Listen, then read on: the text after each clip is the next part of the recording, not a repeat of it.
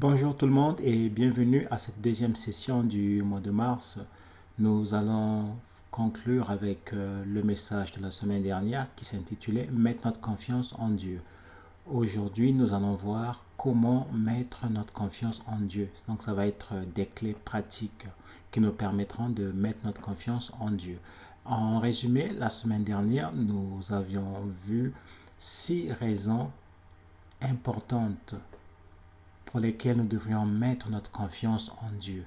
Nous avions parlé de l'omnipotence de Dieu, son omniscience, son omniprésence, son amour inconditionnel, sa fidélité et son immuabilité, c'est-à-dire que Dieu ne change pas. Nous avons lu le Proverbe 5, Proverbe 3, les versets 5 à 6. Ça dit ceci dans la version du Semeur. Mets ta confiance en l'Éternel de tout ton cœur et ne te repose pas sur ta propre intelligence. Tiens compte de lui pour tout ce que tu entreprends et il te conduira sur le droit chemin. Nous avions dit qu'il était important de nous appuyer sur Dieu, de nous reposer totalement sur Dieu. Et les 6 raisons-là nous aidaient vraiment à le faire. Alors aujourd'hui, nous allons aller un peu en profondeur. Nous allons voir concrètement comment faire confiance en Dieu, comment s'appuyer sur lui dans les temps difficiles, lorsque les choses ne vont pas comme nous le souhaitions, lorsque nous sommes malade par exemple, on vient de perdre notre chair, on est tourmenté avec cette pandémie de coronavirus, les nouvelles tous les jours nous bombardent des informations qui nous inquiètent, qui nous perturbent. Comment faire pour se reposer en Dieu au milieu de tout cela? La première clé serait de faire connaître ses besoins à Dieu, de faire connaître ses problèmes à Dieu par la prière. On a Philippiens 4, les versets 6 à 7 qui disent ceci, toujours dans la version du Semeur. Ne vous mettez en souci pour rien. En d'autres termes, ne vous inquiétez de rien. Mais en toute chose, exposez vos demandes à Dieu en lui adressant vos prières et vos supplications, tout en lui exprimant votre reconnaissance. C'est alors que la paix de Dieu, qui surpasse tout ce qu'on peut concevoir, tout ce qu'on peut penser, gardera votre cœur et votre pensée sous la protection de Jésus-Christ. Donc ici, l'apôtre Paul recommandait aux Philippiens de faire connaître leurs besoins, de ne pas s'inquiéter premièrement, mais au contraire, de faire connaître leurs besoins à Dieu dans la prière. Donc, la pétition, je fais connaître mes besoins à Dieu. Tous mes besoins. Si je suis tracassé par des soucis, il y a des problèmes en ce moment, je ne sais pas comment faire face à cette pandémie de coronavirus. Il y a le vaccin obligatoire peut-être qui arrive. Comment faire? Je ne pourrai plus travailler, je ne pourrai plus voyager par exemple. Qu'est-ce que je fais? Mais j'emmène ces problèmes qui me tourmentent à Dieu et je les lui confie dans la prière. Et ensuite, je le supplie pour répondre à mes besoins. Et ensuite, je passe à l'action de grâce. Je le remercie. Le Seigneur Jésus nous a dit que tout ce que vous demanderez en priant, croyez que vous l'avez reçu et cela vous sera accordé. Alors Seigneur, merci pour ta fidélité. Je sais que tu vas répondre favorablement à ma demande. Je te loue, je te bénis pour ça. L'action de grâce me permet aussi de me souvenir de tous les bienfaits de Dieu. Je recommande souvent aux chrétiens d'avoir un journal dans lequel vous notez tous les bienfaits de Dieu dans votre vie. C'est vrai que c'est beaucoup, mais tout ce dont vous pouvez vous souvenir, notez-le. Et de temps en temps, lorsqu'il y a des inquiétudes qui viennent, ouvrez le cahier. Rappelez-vous les promesses de Dieu. David, dans le psaume 103, dit « Mon âme bénit l'Éternel et n'oublie aucun de ses bienfaits. » Lorsqu'on se souvient des bienfaits de l'Éternel, mais ça nous fortifie. Ça fortifie notre foi. On se dit que si Dieu l'avait fait la dernière fois, ça veut dire qu'il va encore le faire cette fois-ci. Alors pourquoi devrais-je m'inquiéter? L'action de grâce, si vous vous souvenez de la série que j'avais faite sur l'action de grâce, j'avais aussi dit que l'action de grâce pouvait s'exprimer par la louange. On l'a vu avec Paul et Silas en prison. Ils étaient dans de mauvaises conditions, mais à minuit, ils se sont réveillés et se sont mis à louer Dieu. Et le miracle est arrivé. Donc, dans les moments difficiles, je fais connaître mes besoins à Dieu dans la prière, la supplication, avec des actions de grâce. Et la paix du Seigneur qui surpasse toute intelligence gardera mes pensées en Jésus-Christ. Vous allez voir que même si vous n'avez pas la réponse à vos problèmes, juste le fait de les avoir laissés entre les mains de Dieu, vous aurez la paix. Vous n'allez plus vous inquiéter. Je veux dire que même si les inquiétudes revenaient, vous allez leur rappeler, attention, ce n'est plus entre mes mains, c'est entre les mains de mon Père Céleste, mon Dieu. Et je sais que mon Dieu est fidèle, comme on l'a vu la dernière fois. Il pourvoira à tous mes besoins. Même s'il ne répondait pas favorablement à mes demandes, je vais quand même lui faire confiance parce que je sais qu'il est bon. Il a un plan merveilleux pour moi, comme on avait dit la dernière fois. Alors, je vais lui faire confiance. La deuxième clé, ça sera la parole de Dieu. Nous devons la confesser. Donc, c'est quoi la situation que tu traverses? Il y a des promesses que Dieu a déjà faites pour cette circonstance, pour cette situation. Alors, va chercher ces promesses dans la parole de Dieu et tu vas te les approprier en les confessant. Tu dis, Seigneur, je vais m'appuyer sur tes promesses parce que je sais que tu es fidèle. Ensuite, qu'est-ce qu'on fait? On bombarde nos pensées de la parole de Dieu. Au lieu, par exemple, d'écouter les nouvelles, d'être tout le temps sur CNN, BFM, toutes ces chaînes qui sont en train de faire la propagande 24 heures sur 24, qui te bombardent de stress, de soucis, d'inquiétude. Mais au lieu de les écouter, coupe, va passer du temps dans la parole de Dieu, étudie la parole de Dieu, médite-la.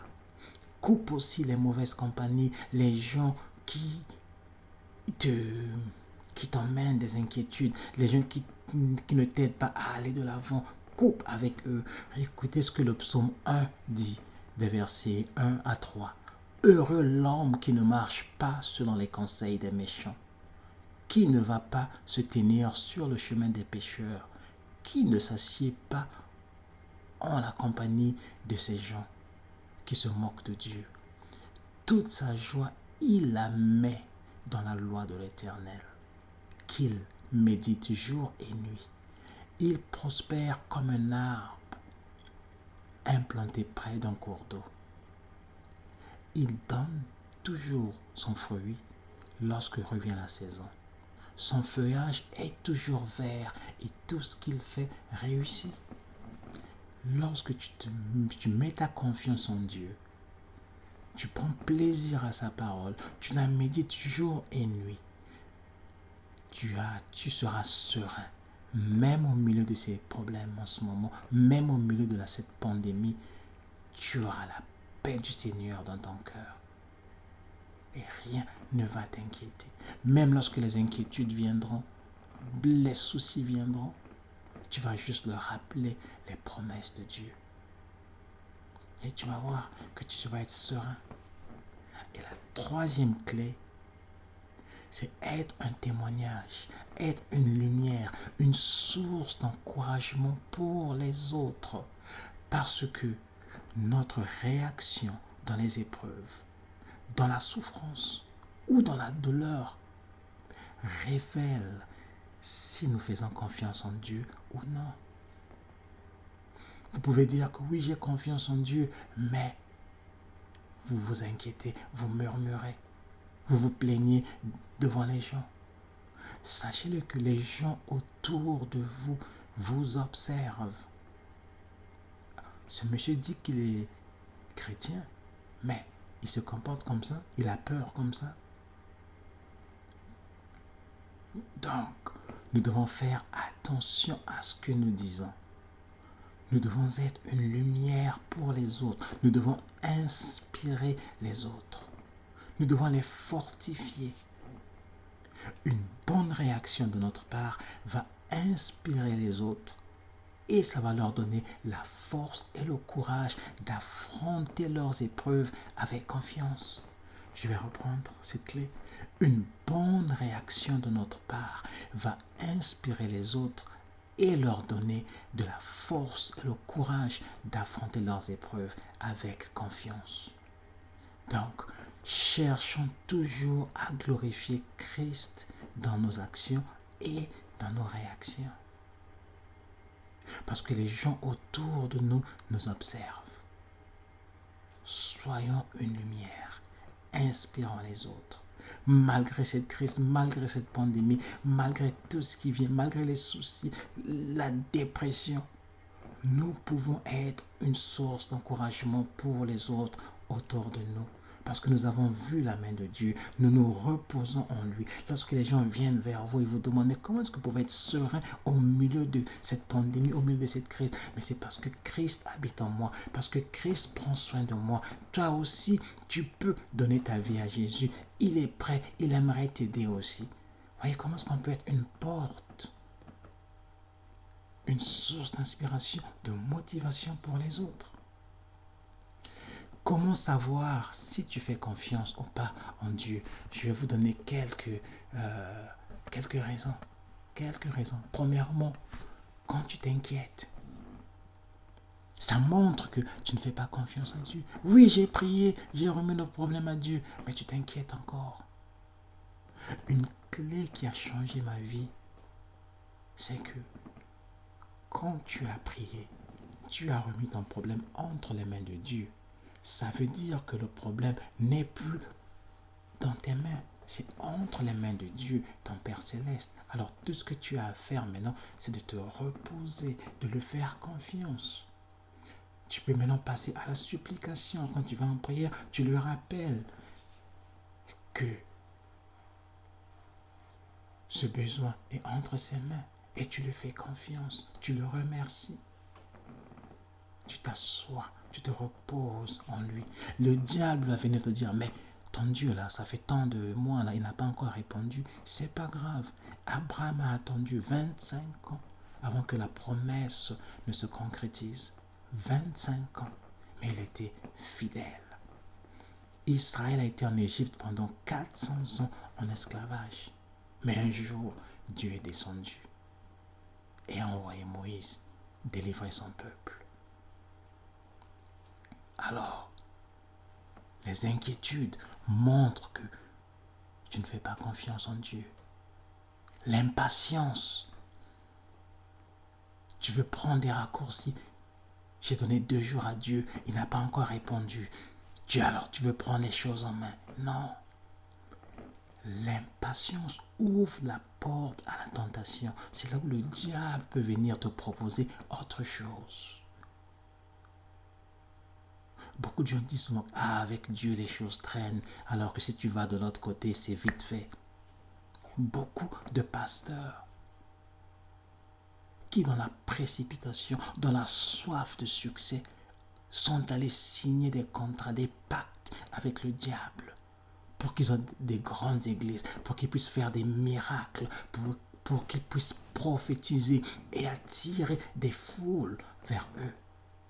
Il y a un pasteur sud-africain qui a donné son témoignage, c'est sur l'internet, mais c'est en anglais. Il a dit, il tournait autour de 200 personnes dans son église alors que ses amis, autres pasteurs, avaient des 800 000 membres. Il voulait la même chose, il est allé voir l'un de ses confrères et le pasteur là lui a dit, mais il n'y a pas de souci, c'est quelque chose qu'on peut vite régler. Ils se sont donné rendez-vous à 23h pour aller voir un ancien. Et l'ancien les a pris, les a emmenés à la mer, à l'océan, pour faire des rituels sataniques. Et depuis ce jour-là, son ministère avait pris de l'ampleur. Même sa femme mais avait des doutes sur ça. Quelque temps après, il a dit non, ça c'est pas pour moi, parce qu'il y avait beaucoup de contraintes aussi. Parce que le diable ne vous donne rien facilement comme ça là. Il y a toujours une contrepartie. À un certain moment, il avait dit non, moi j'arrête ça. Il avait pu arrêter, il est sorti de là et aujourd'hui il témoigne la gloire de Dieu. Donc, soyons patients. Notre Dieu est fidèle. Habakkuk dit que ça va s'accomplir. Il y a un temps qui est déjà fixé. La promesse va s'accomplir. Elle ne sera pas en retard. Dieu a déjà fixé un temps. Donc, on ne s'inquiète pas. On ne sait pas de prendre les choses en main. On fait confiance à Dieu. Oui. Je doute les promesses de Dieu. Et pourtant, c'est écrit. Oui, mais ça, c'était pour les autres. C'est pas pour moi. Non. Tu cherches les conseils des autres avant Dieu. C'est une preuve que tu ne fais pas confiance.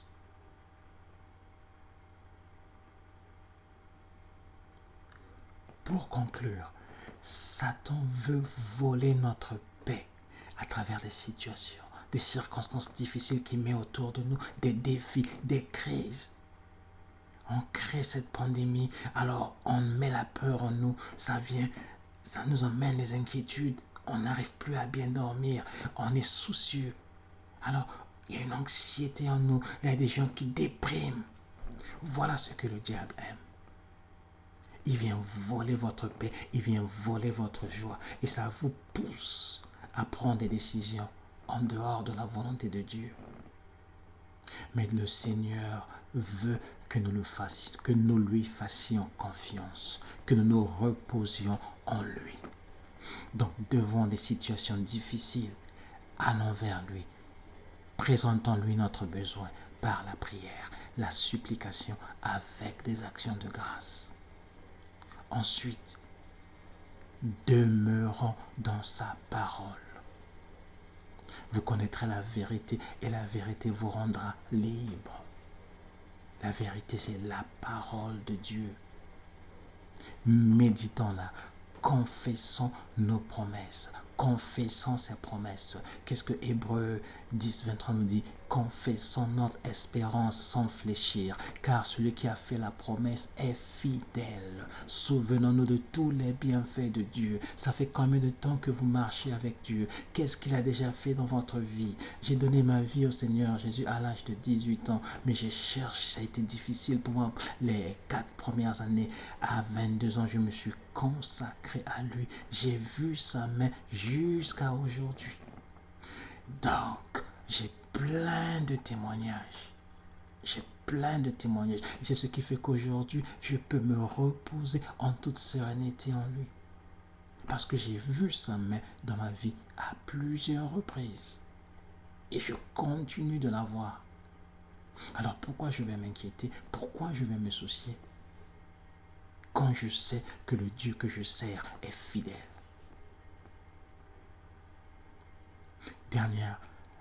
Ensuite, soyons un témoignage, soyons une lumière, une source d'inspiration pour les autres. Voilà, d'une manière simplifiée, 3 clés pratiques qui peuvent nous permettre de mettre notre confiance en Dieu et de nous reposer en lui en toute sérénité, malgré les problèmes, malgré les circonstances autour de nous, malgré ces crises, malgré la pandémie, malgré les difficultés. On peut se reposer en Dieu. Voilà, je t'encourage à commencer à mettre ces clés en pratique. Si tu connais d'autres clés, tu peux aussi nous les partager dans tes commentaires parce que la liste n'est pas exhaustive. J'ai juste donné 3 clés, mais il y en a d'autres. Alors, partagez vos témoignages, partagez vos expériences. Ça nous encourage, ça nous édifie parce qu'on a besoin de se soutenir les uns les autres dans ces moments difficiles. Ne soyez pas seuls. Si vous avez des questions, n'hésitez pas à les poser. On est là. Et si vous avez aimé ce message, partagez-le. Surtout abonnez-vous à la chaîne afin de recevoir les notifications des nouvelles, à chaque fois qu'il y a une nouvelle vidéo. Que le Seigneur vous garde. Je vous souhaite un bon dimanche dans la paix du Christ et à la semaine prochaine.